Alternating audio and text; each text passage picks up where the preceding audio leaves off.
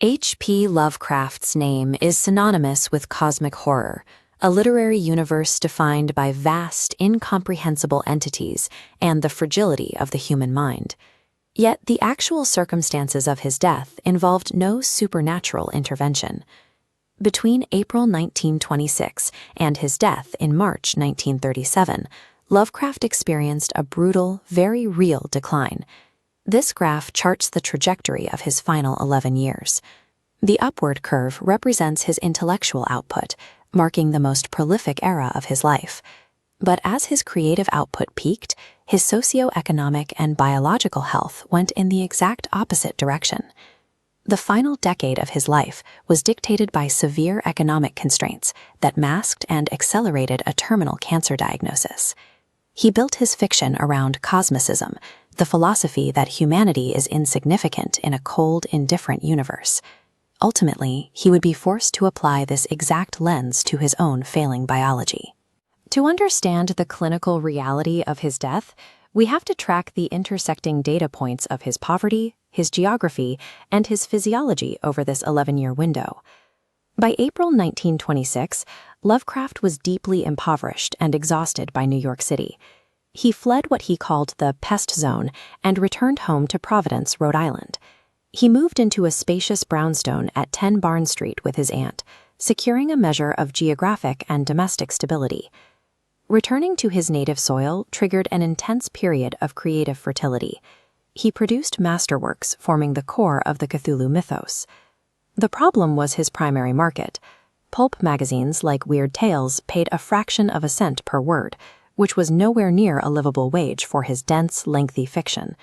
He refused to alter his complex prose style or write shorter, punchier stories just to achieve broader commercial appeal. To survive, he relied heavily on revision and ghostwriting work for other authors. One of his most high-profile ghostwriting clients was the illusionist Harry Houdini, who hired Lovecraft to ghostwrite a manuscript for him and continued to benefit from his uncredited labor. This hidden labor consumed the vast majority of his time. It required massive amounts of physical energy for almost no financial return.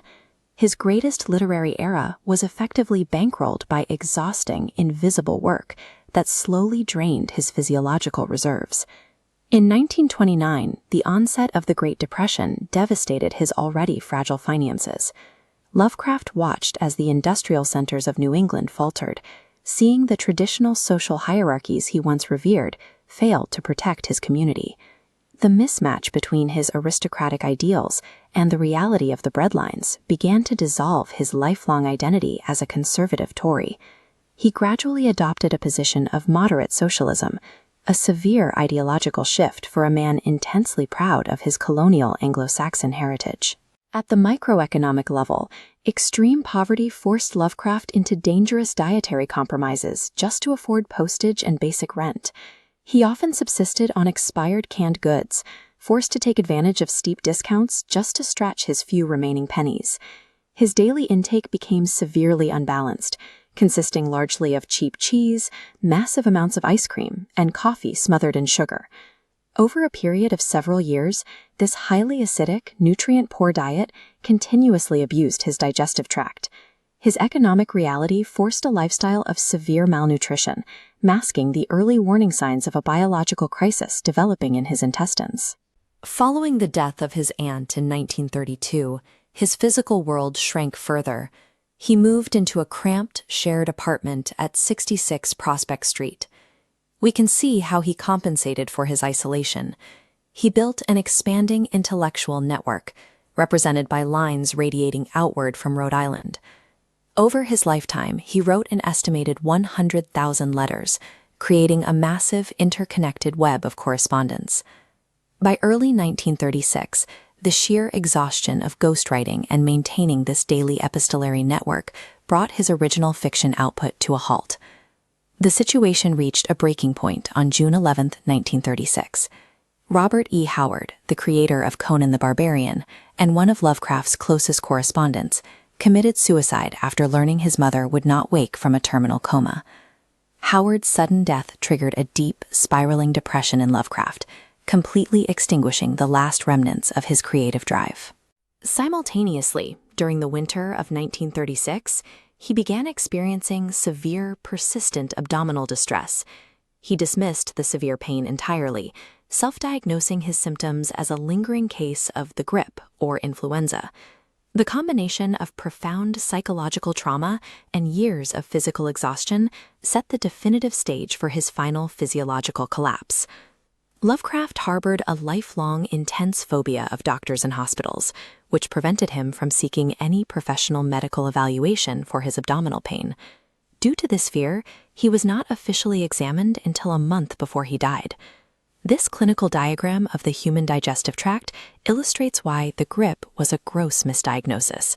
A malignant, aggressive tumor, an adenocarcinoma, was growing directly inside his small intestine.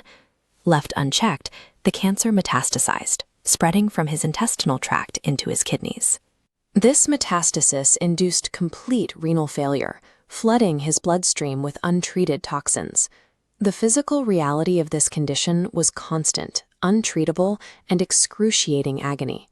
His economic inability to access preventative care, combined with his deep medical phobia, allowed a fatal pathology to progress completely unchecked until it was irreversible.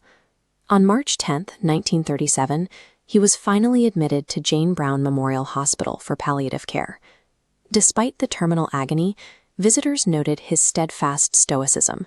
He interacted with everyone with the same erudition and courtesy he had displayed his entire life. Rather than retreating into the supernatural terror that defined his fiction, he faced his death by applying his philosophy of scientific materialism to his own failing body. He maintained a death diary, a simple notebook where he clinically and empirically documented his symptoms, his pain levels, and his biological decline. He kept up this cold, empirical observation until he was physically incapable of holding a pen. At 7:15 a.m. on March 15, 1937, at the age of 46, his biological functions ceased. He died virtually penniless, expecting his work to be entirely forgotten. The irony of his legacy is that the massive network of correspondence he cultivated during his impoverished years immediately moved to rescue his manuscripts from the pulps, securing his immortality. Lovecraft spent his career writing about characters confronted by forces they could not control. In the end, he met that same indifference within his own body, responding not with the madness of his protagonists, but with the clinical detachment of a scientist.